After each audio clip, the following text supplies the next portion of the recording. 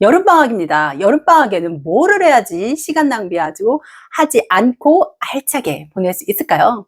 여름방학 짧기만 하고 덥기만 한 여름방학을 알차게 보낼 수 있는 중학생의 여름방학 대비에 대해서 오늘 이야기 나눠볼게요. 자, 중학생 여름방학이 시작되면 첫 번째 할 것이요. 무조건 하루에서 이틀은 자유시간을 주세요. 아이들이 한 학기 동안 정말 열심히 학교 다녔잖아요. 매일매일 가고 싶은 싫은데도 불구하고 그걸 참고 학교에 갔단 말이죠. 하루에서 이틀 정도는 아이와 약속을 정해서 정말 돈터치 하는 시간이 필요합니다. 아이들과도요, 밀당이라는 게 필요해요. 그래서 아이들이 방학이면 나한테 자유시간이라는 개념이 있는데 그거 우리 지켜줄 수 없잖아요. 할 일이 얼마나 많은데요.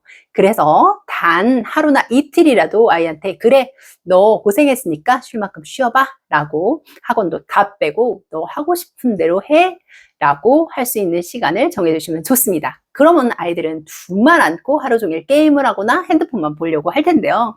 그것은 조금 허락하기가 쉽지 않죠. 액티비티한 활동, 오프라인에서 할 수 있는 활동을 반드시 포함해서 쉬어라 라고 이야기를 해주세요. 내가 너에게 자유시간을 주지만 오프라인에서 직접 몸을 움직이고 활동할 수 있는 것을 권장한다. 네. 그러면서 그런 활동들이 들어갈 수 있는 휴식 시간으로 방학을 시작해 주세요. 자, 휴식 시간이 지나면 아이도 이제 본격적으로 뭔가를 해야 된다라는 느낌이 들 텐데요. 여름방학에는 반드시 해야 되는 게 있습니다. 바로 수학 복습입니다. 여름방학은 시간이 길지 않잖아요. 그래서 선행을 나가거나 2학기를 예습 나가기에도 빠듯합니다. 그런데 여기서 중요한 게 바로 1학기 선행입니다. 중학교 수학 같은 경우는 1학기의 핵심 내용과 개념들이 거의 몰빵입니다. 1학년 1학기, 2학년 1학기, 3학년 1학기 연계되어서 내용이 쭉쭉 올라가요. 그러면서 1학년 1학기가 단단해야 2학년 3학년까지도 쭉 구멍 없이 올라갈 수 있거든요. 그래서 1학년 1학기에 몇 개 안 되는 중학교 개념이라도 확실하게 복습을 해줘야 됩니다. 네, 겨울방학에는 아무래도 다음 1학기 거를 공부하느라고 좀 정성을 들일 필요가 있으니까요. 2학기 부분은 도형 부분이 많아서 사실 그렇게 심화까지 죽기 살기로 하지 않아도 따라갈 수 있는 부분이 많으니까요. 중학교 2학기는 좀 개념을 가볍게 몇 개 개념만 도형에서 필요한 개념만 가져간다라고 생각해 주시고요. 1학기 복습은 확실하게 시키셔야 됩니다. 1학기에 문제집 풀린 거 있잖아요. 그것을 가져오셔가지고 개념 하나 툭 던져주세요.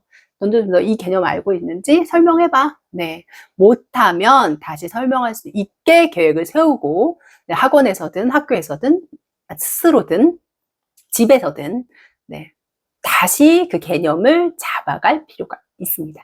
집에서든 학원에서든 스스로든 자기 스스로 그 개념을 확실하게 잡아가는 시간을 여름방학에 가지셔야 구멍 나지 않고 수학을 메꿀 수 있습니다. 두 번째는요. 재미있는 책 하나는 건질 수 있는 여름방학이 되게 해주세요.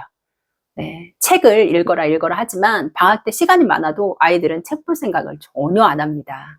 책은 나와 딴 얘기라고 생각하기 쉬운데요. 이때 단 한 권이라도 아이가 재밌어하는 아이의 호기심을 자극할 만한 책을 찾는다라는 목표를 가지고 책을 읽히면 좋습니다. 아이가 좋아하는 분야, 재밌어하는 분야, 관심 있는 분야의 책을 골라서 읽게 하는 거죠.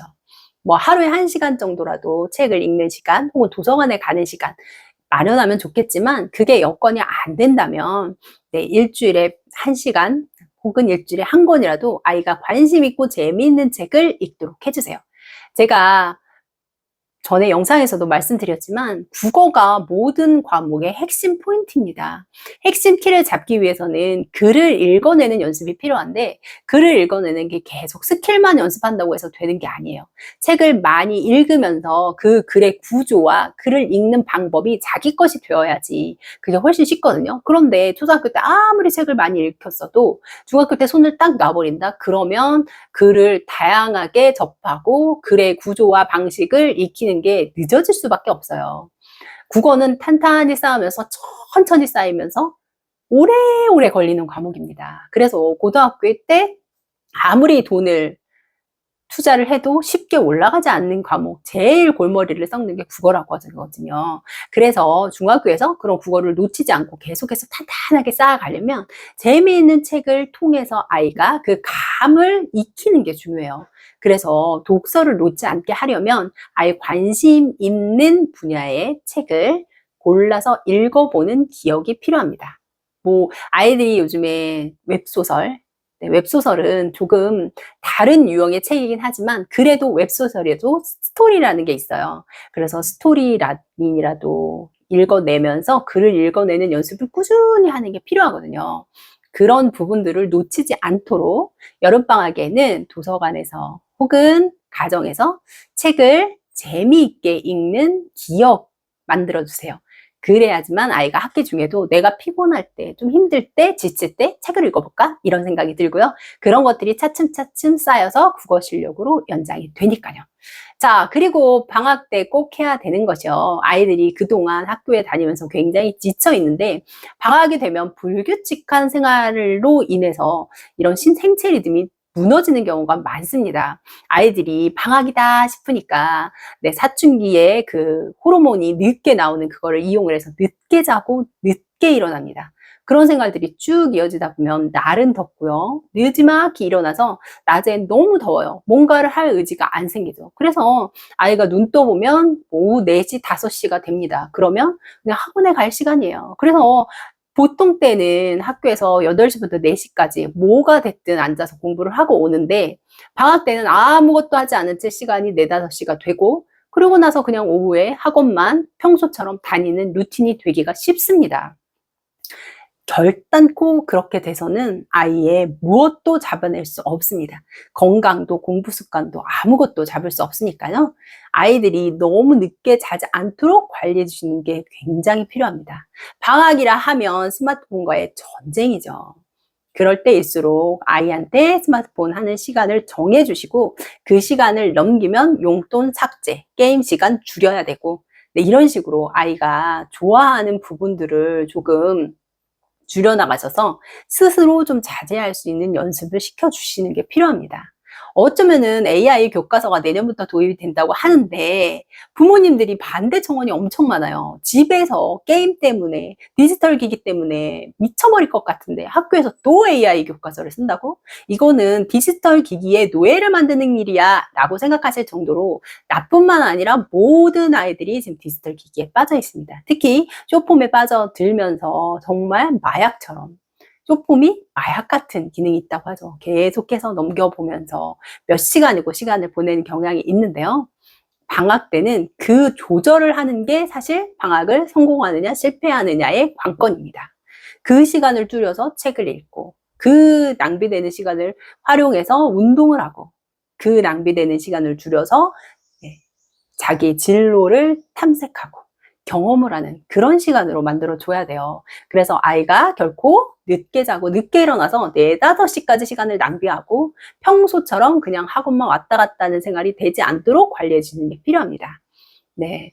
집에 계신 부모님이라면 아침에 같이 일어나서 운동을 하거나 도서관에 가거나 스터디 카페를 가거나 하는 활동들을 같이 계획해 주시고 같이 활동을 해봐도 좋을 것 같아요. 엄마도 무슨 자격증 시험 공부할 게 있으니까 같이 움직여보자. 이렇게 해서 아이가 스스로는 하기 힘들거든요. 루틴을 같이 만들어 보는 거죠. 에이, 무슨 사춘기 아이가 엄마랑 같이 그렇게 하려고 하나요?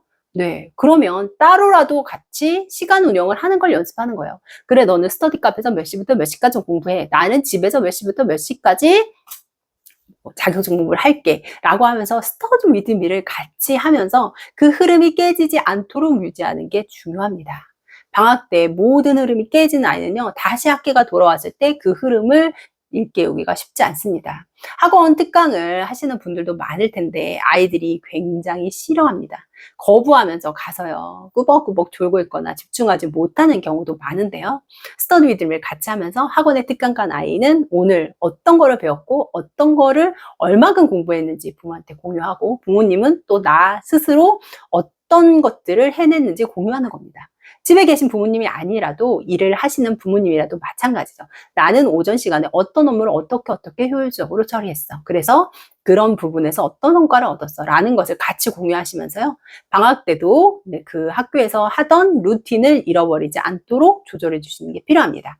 방학에 가장 중요한 것이 시간 관리입니다. 시간을 어떻게 효율적으로 쓰느냐에 따라서 방학을 효과적으로 보내고 방학에 조금 뭔가 성과를 낼 수 있느냐 없느냐가 결정이 되니까요. 매번 스마트폰만 보고 쇼트폰만 보내지 않는 방학을 위해서는 함께 노력하는 게 필요하겠죠. 자, 이제 방학이 시작되면 부모님들이 바빠지십니다. 아이들과 함께 쿵쾅거리면서 일어나, 학원 가, 공부해, 운동해, 밥 먹어. 굉장히 피곤하고도 고난 나날이 예상이 되는데요. 더운 여름 부모님 건강관리 잘 하시고요. 아이들 시간관리 잘 해서 효과적인 시간을 보냈으면 좋겠네요. 오늘은 여름방학 잘 보내는 중학생의 비법에 대한 이야기였습니다. 중학탐구 생활입니다.